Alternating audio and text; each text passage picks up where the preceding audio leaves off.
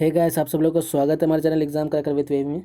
आज जो हम लोग बात करने वाले हैं जेआईबी का subject number 2 that is principles and practices of banking. आप लोग का ऑलरेडी एक सब्जेक्ट खत्म हो चुका है that is legal and regulatory aspects of banking, जिसके सारे चैप्टर्स वहाँ पे हम लोग फिनिश कर चुके हैं। तो उसका ऑब्जेक्टिव क्वेश्चन सारे चैप्टर्स जो सारे तीनों सब्जेक्ट हैं उसके ख़त्म होने के बाद स्टार्ट करेंगे। फिलहाल हम लोग का स्टार्ट कर चुके हैं principles and practices of banking, जिसके 2 चैप्टर ऑलरेडी अपलोड हो चुके हैं। First 2 chapters already are uploaded, that is financial and the banking regulation act। ठीक है, ये दोनों आप लोग का जो है अपलोड हो चुका है। Third chapter and fourth chapter that is retail banking, wholesale banking, international banking third chapter में दिया है। और participatory notes and ADR and GDR सबको दिया हुआ है। और फोर्थ चैप्टर में मनी मार्केट। तो इस वीडियो में हम लोग इस चीज़ को हम लोग कंप्लीट करने की ट्राई करते हैं। ठीक है, देखिए स्टार्ट करते हैं हम लोग रिटेल बैंकिंग में। तो रिटेल बैंकिंग है क्या? सीधी सीधी बात, अगर आप लोग इंडिविजुअल से लोन कर रहे हैं, इंडिविजुअल लोन्स कर रहे हैं, दैट इंडिविजुअल लोन्स कर रहे हैं, रिटेल बैंकिंग में दोनों आता है, loans and advances plus deposits दोनों आता है। ठीक है, ऐसा नहीं कि सिर्फ लोन्स ही आते हैं रिटेल बैंकिंग में, रिटेल बैंकिंग में दोनों आते हैं। अगर आप लोग इंडिविजुअल से डील कर रहे हैं दैट इज़ रिटेल बैंकिंग। पहले क्या होता था, पहले के ज़माने में सिर्फ इंडस्ट्रीज़ पे फोकस किया जाता था, जिसके कारण इंडिविजुअल्स को बहुत ज़्यादा सफ़र करना पड़ा। इंडिविजुअल्स के लिए कुछ चीज़ लाया नहीं गया क्योंकि कुछ फ़ायदा दिख नहीं रहा था। तो गवर्नमेंट ने क्या डिसाइड किया, गवर्नमेंट ने एक चीज़ डिसाइड किया कि अब लाया जाएगा PSA, that is priority sector advances.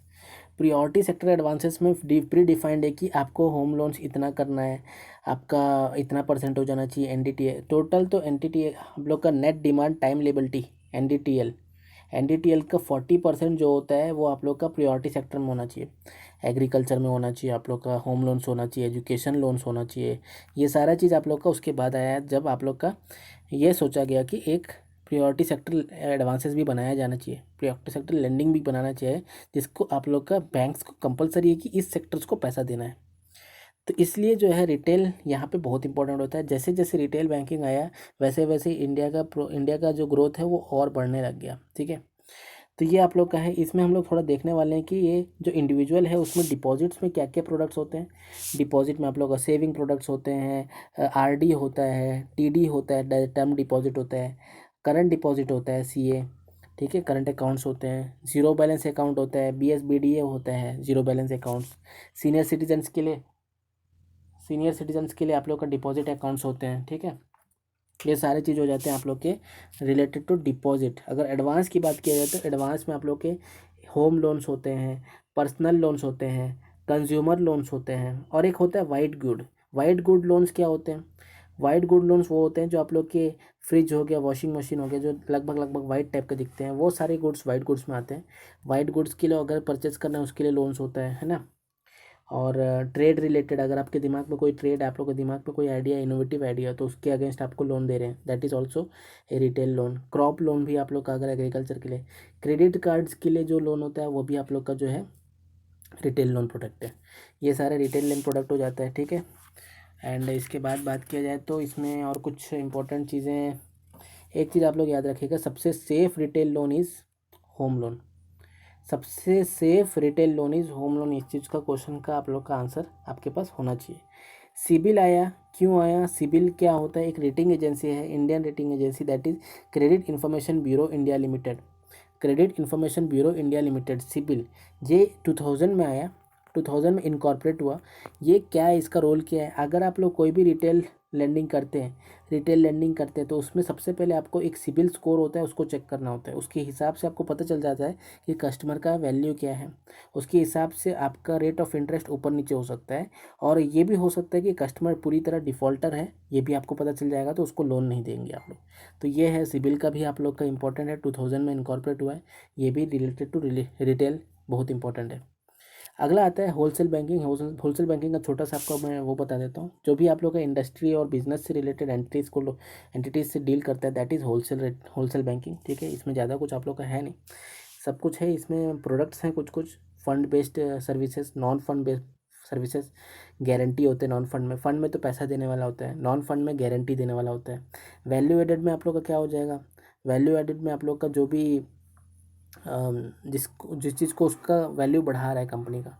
एक तो आप लोग का normally real time gross settlement हो गया, NEFT हो गया, ECS हो गया, फॉरेक्स आप लोग का एक्सचेंज हो गया, है ना।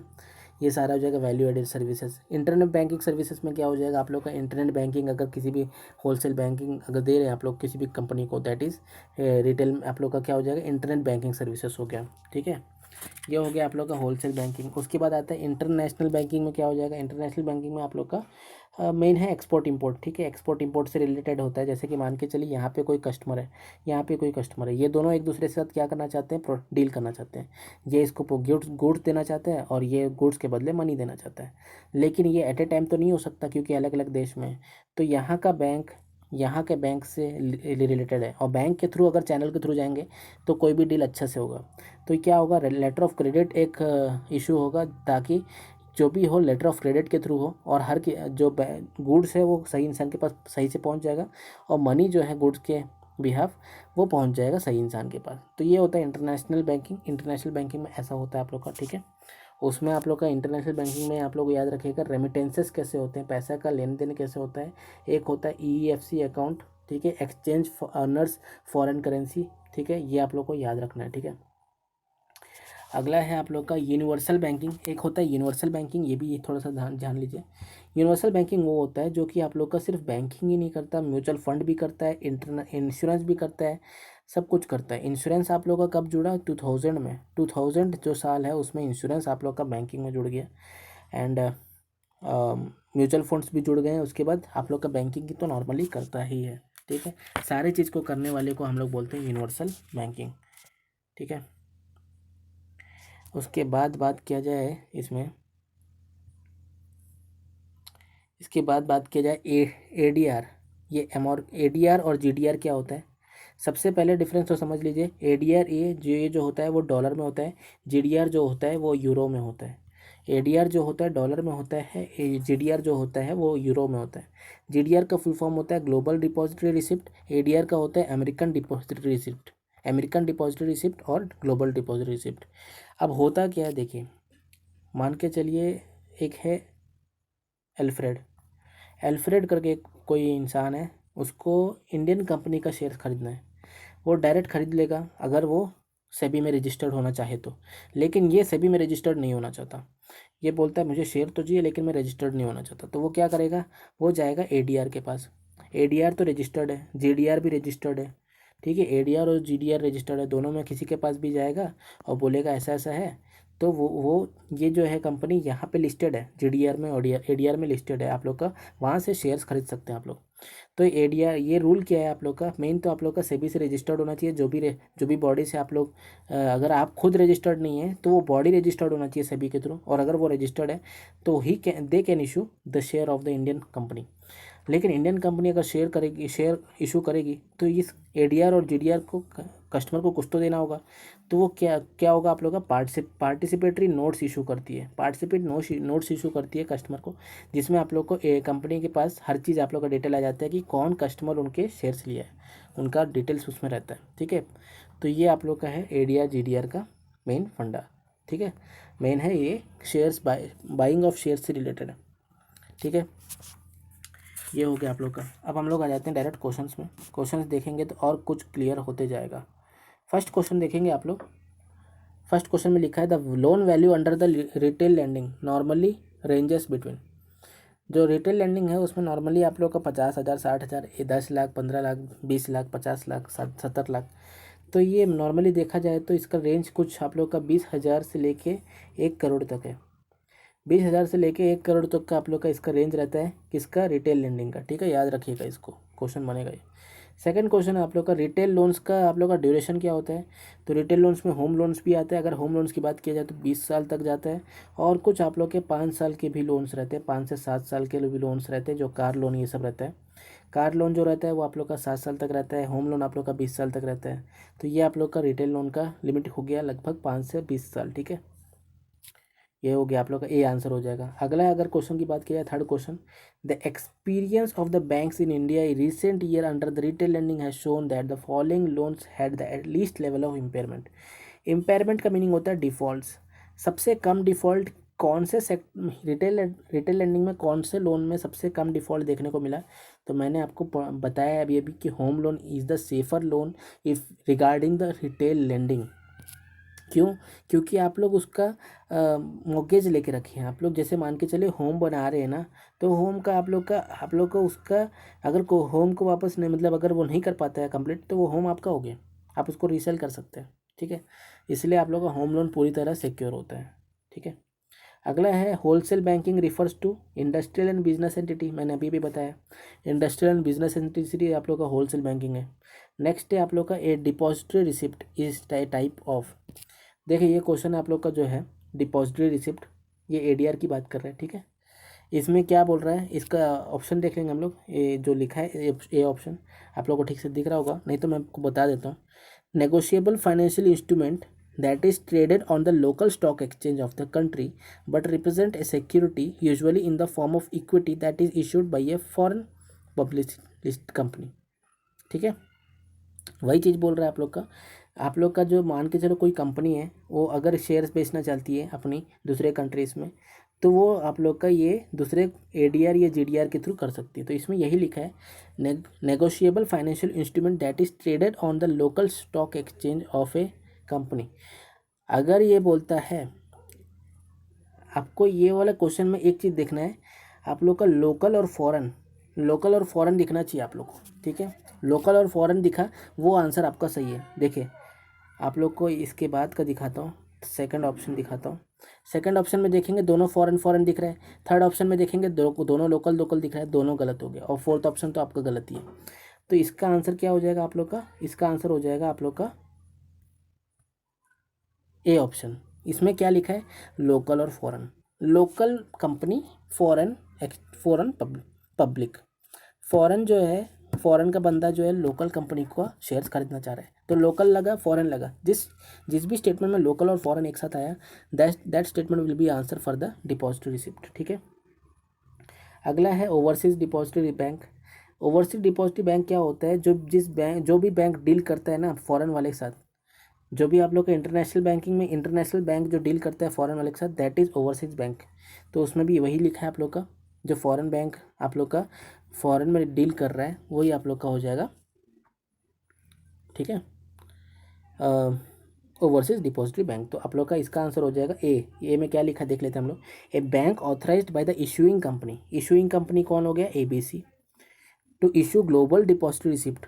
Global depository receipt against the issue of foreign currency convertible bonds and और ordinary shares of issuing company. वही बोल रहा है कि जो भी जीडीआर के लिए फॉरेन बैंक्स यूज़ होते हैं, that is overseas depository bank. अगला है 7th क्वेश्चन।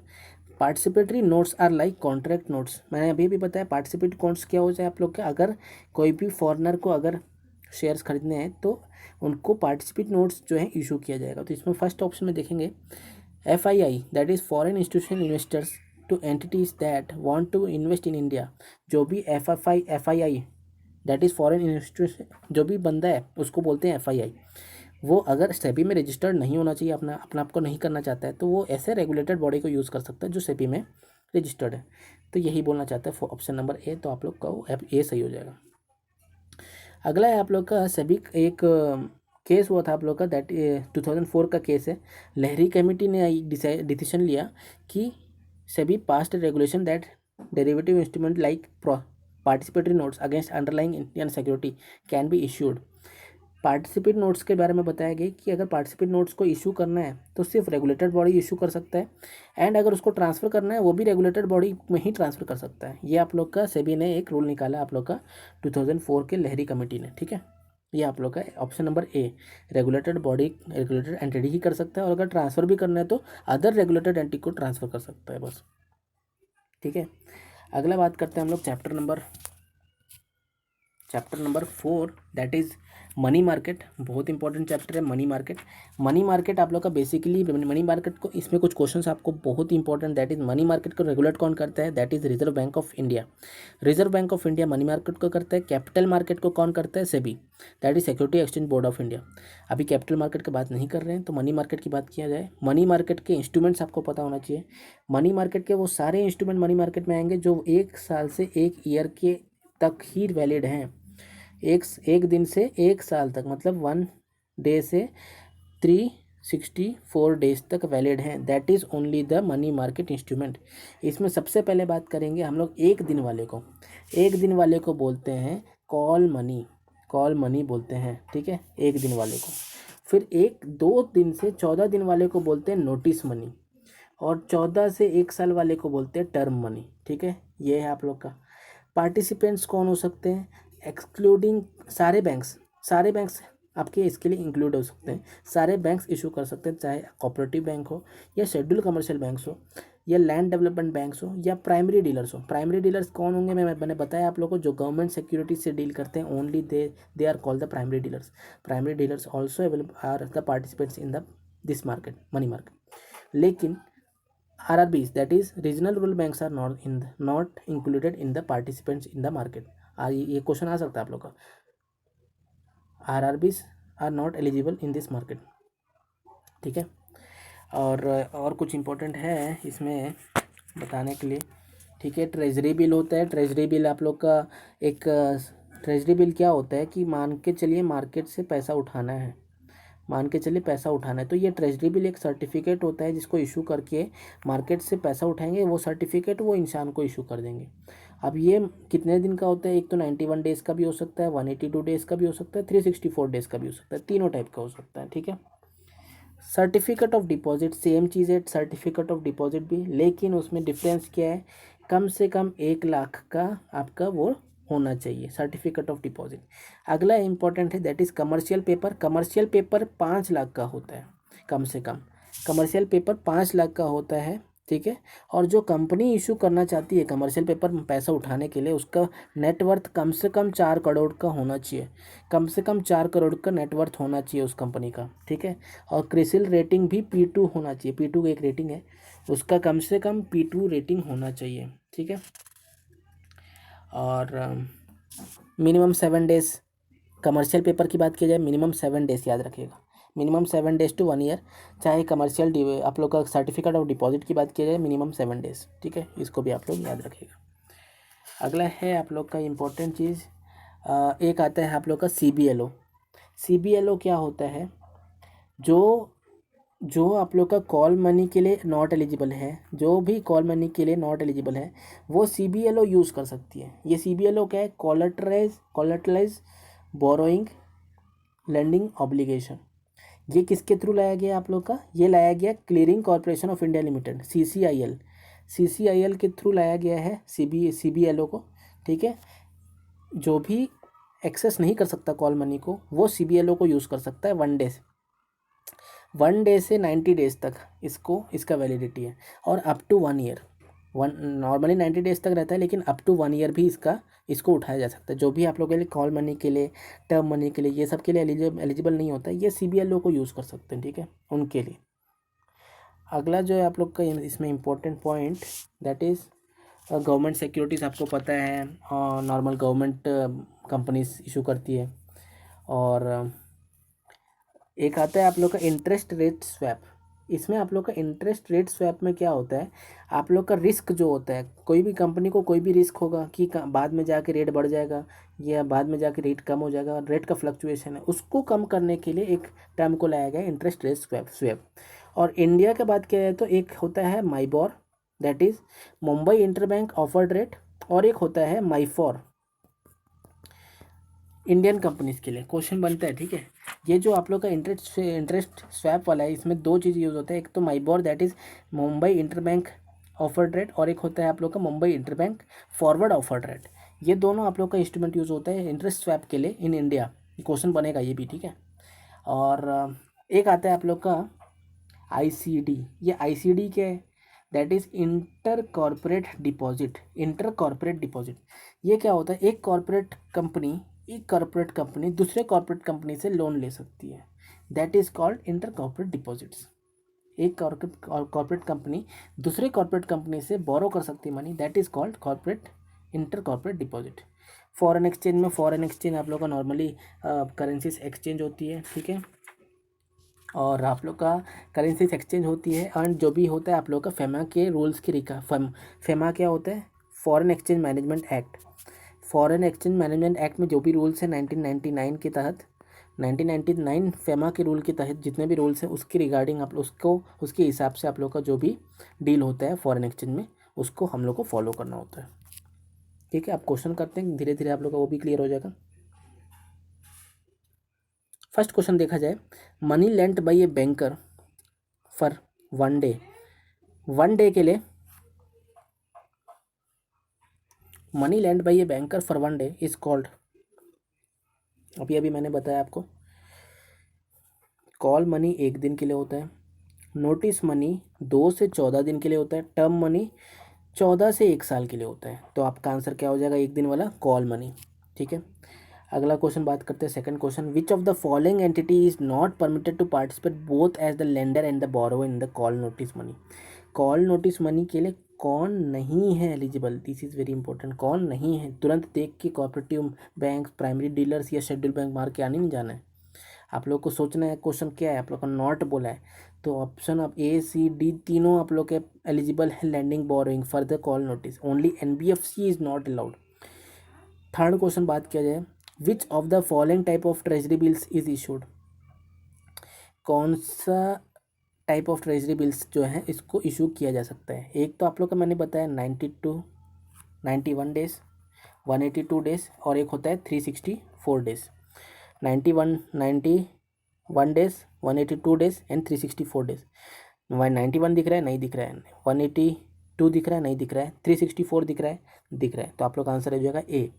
अगला है the minimum amount of certificate of deposit, certificate of deposit और कमर्शियल पेपर में याद रखिएगा डिफरेंस, सर्टिफिकेट ऑफ डिपॉजिट में 1 लाख है, कमर्शियल पेपर में 5 लाख है, तो यहाँ पे सर्टिफिकेट ऑफ डिपॉजिट बोला है तो 1 लाख आप लोग का आंसर हो जाएगा। अगला है CBLO, क्या होता है, कोलेटराइज्ड बोरोइंग लैंडिंग ऑब्लिगेशन, जो कॉल मनी के लिए एलिजिबल नहीं है वो सारे कंपनी के लिए एलिजिबल हो जाएंगे।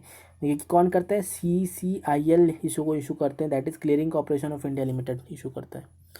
अगला है sixth question, in India interest rate swaps are commonly traded on which of the following benchmark. अब ये भी मैंने बताया था, माइबोर या फिर माइफोर, माइबोर या माइफोर आप लोग के इंडियन करेंसी स्वैप के लिए यूज़ होते हैं। ठीक है, अगला है ICD, अब ये भी मैंने बताया आप लोग को क्या होता है ICD, corporate deposit, inter corporate deposit. Inter corporate deposit में आप लोग को 1 से 90 दिन तो मैंने बताया था, लेकिन अप टू 1 ईयर लिखा था कि नहीं, लास्ट में बताया, तो 1 ईयर तक होते हैं ये, 1 ईयर तक मैक्सिमम इंटर कॉर्पोरेट डिपॉजिट आप लोग के इशू किया जा सकता है। अगला है लिबोर, स्टैंड्स फॉर, लिबोर आप लोग का क्या होता है, लंदन इंटरबैंक ऑफर्ड रेट। आप लोग इंडिया की बात किया जाए करेंसी स्वैप तो आप लोग का हो जाएगा ये माइफोर या माइबोर, और अगर इंटरनेशनल की बात किया जाए तो लंदन इंटरबैंक ऑफर्ड रेट होता है। अगला जो है 9th question, under FEMA the emphasis on, क्या चीज़ पे करते हैं सबसे ज़्यादा, फॉरेन एक्सचेंज को मैनेज करने के लिए करते हैं, फॉरेन एक्सचेंज को मैनेज करने के लिए ही मेन फेमा यूज़ किया गया है, फॉरेन एक्सचेंज मैनेजमेंट एक्ट। ठीक है, फेमा का कब निकला है आप लोग का, 1999, ये याद रखिएगा 1999। अगला है 10th question, last question, that is foreign exchange management act 1999 is effective from, कब से इफेक्टिव हुआ, ये क्वेश्चन आप लोग को बहुत इंपॉर्टेंट है और आप लोग को जानना इंपॉर्टेंट है कि कब से स्टार्ट हुआ है। तो ये स्टार्ट हुआ है June 1, 2000। एक्ट तो 1999 का है, एक्ट तो 1999 का है, लेकिन ये स्टार्ट हुआ है June 1, 2000 से। ठीक है, इसका लागू हुआ है June 1, 2000 से। तो ये कुछ क्वेश्चंस थे आप लोग के related to chapter number 3 and 4, यहाँ पे ख़त्म होते हैं एंड स्टार्ट करेंगे अगले चैप्टर के साथ हम लोग, that is 5th chapter, and हो सके तो 5th चैप्टर 6th चैप्टर साथ में करेंगे, अगर ज़्यादा बड़ा हो तो सिर्फ 5th चैप्टर करेंगे। ओके, मिलते हैं नेक्स्ट वीडियो में, तब तक के लिए धन्यवाद।